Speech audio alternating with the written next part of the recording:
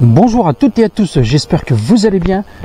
Bienvenue sur les Randonneurs du Passé, 3e épisode de notre aventure épique et légendaire sur les Templiers charentais. Je me trouve aujourd'hui à Viville, donc alors pas Viville à côté d'Angoulême, donc Champniers, nous là à Viville, à presque une trentaine de kilomètres d'Angoulême, direction Barbezieux, donc dans le sud de la Charente.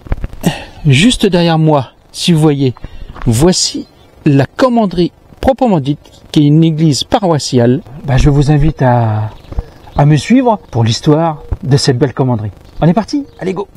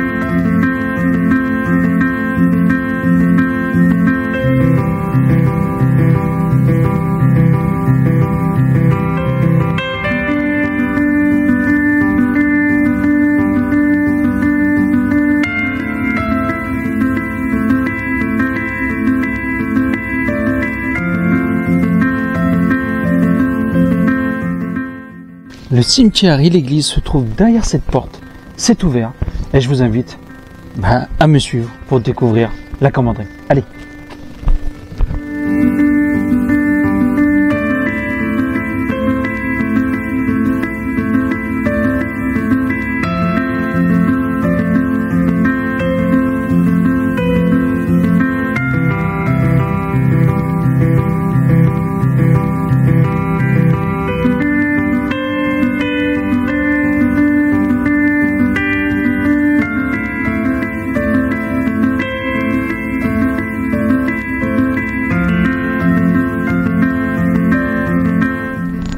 Voilà, je me trouve devant la commanderie de Viville. Je vous fais visiter le tour et ensuite l'intérieur. Et en même temps que je serai à l'intérieur de l'église, je vous raconterai un petit peu l'histoire des Templiers. Go!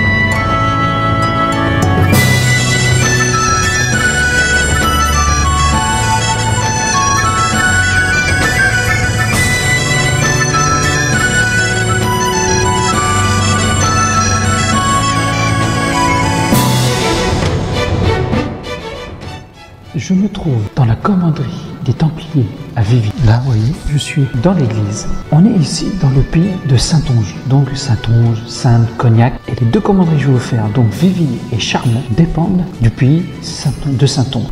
Je vais vous faire un petit peu récapitulatif de ce que c'est l'ordre des Templiers. Ensuite, les premières traces des Templiers en Saintonge. Et ensuite, je vous raconterai proprement dit l'histoire de cette commanderie à Vivi. On est parti.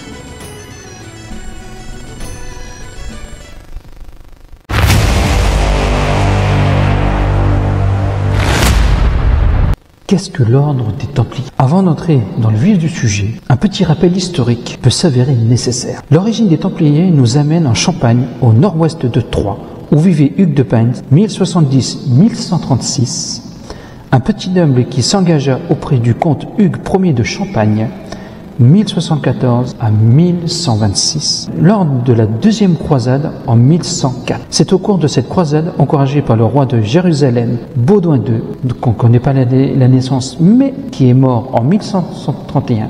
Je crois que Baudouin II est mort de la maladie, c'était de la lèpre. Il me semble qu'il est mort de la lèpre. Hugues va créer une milice alors chargée de la protection du Saint-Sépulcre. Rentré en France en 1127, il va parcourir la France et même l'Angleterre afin de trouver des sources de financement pour ses religieux soldats. L'ordre des pauvres chevaliers du Christ et du temple de Salomon est officiellement approuvé lors du concile de Troyes, le 13 janvier 1129, par le pape Honorius II. D'enthousiasme, ils vont recevoir de la part des petits nobles de nombreux dons. Le premier fut celui de Payne de Bure, aujourd'hui Bure les Templiers, qui fit don de tous ses biens mobiliers et don de sa personne en s'engageant. En près de 150 ans d'existence, pas moins d'une quarantaine de dons sera fait, sans compter les dons financiers qui ne cesseront pas d'accroître la richesse de l'ordre et comme on connaît la légende du trésor des Templiers. Voici un petit rappel ce que c'est l'ordre des Templiers.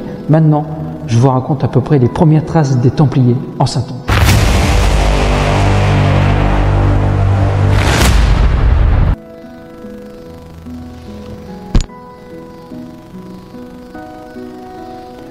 Donc je me suis mis sur la balustrade où il y a le prêtre qui fait les sermons et pour la prière.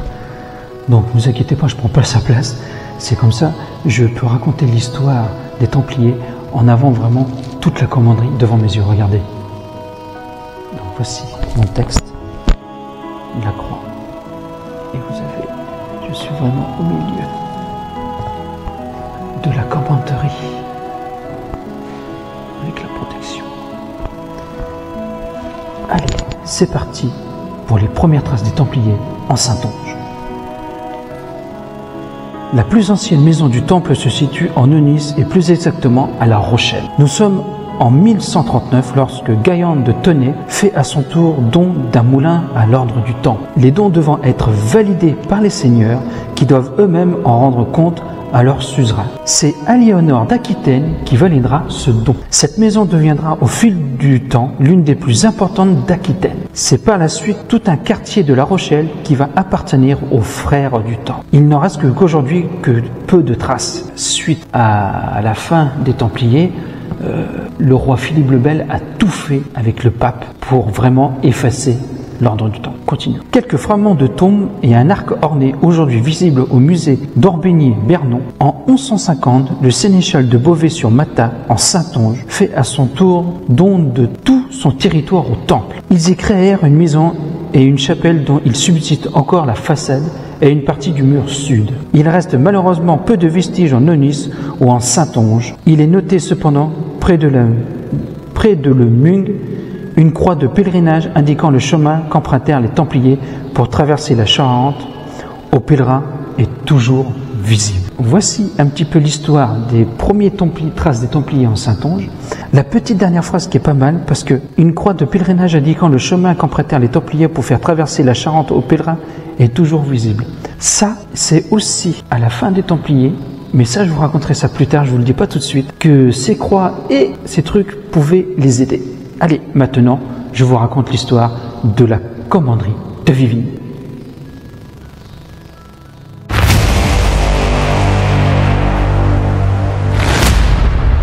Maintenant, toujours Une note. Maison de temple du temple de Vivi. Située dans une région où l'implantation des hospitaliers était inexistante, membre de la commanderie du temple du Défend, voisine des maisons templières du Dogno, de Saint-Jean d'Auvignac et de la Lande, la maison de Viville fut vraisemblablement fondée par les Templiers. Mais l'absence de documentation ne permet pas d'en avoir la certitude. Alors, vu comment c'est construit et vu qu'il y avait pas mal de maisons autour, moi je pense qu'il y en avait une. Mais après, vu que Philippe le Bel a détruit pratiquement toutes les preuves des Templiers, on n'est pas certain. Mais vu comment c'est construit, les voûtes, vous voyez là, les voûtes un petit peu comme ça là. Mais là, ça a été restauré aussi. Et tout a été fait à la chaux, donc des croix ont été effacées, mais moi je pense que c'est une maison templière. Allez, continuons. Ces mêmes lacunes archivistiques laissent dans l'ombre Viville jusqu'au bout du XIVe siècle. Héritiers du temple, les hospitaliers détenaient la seigneurie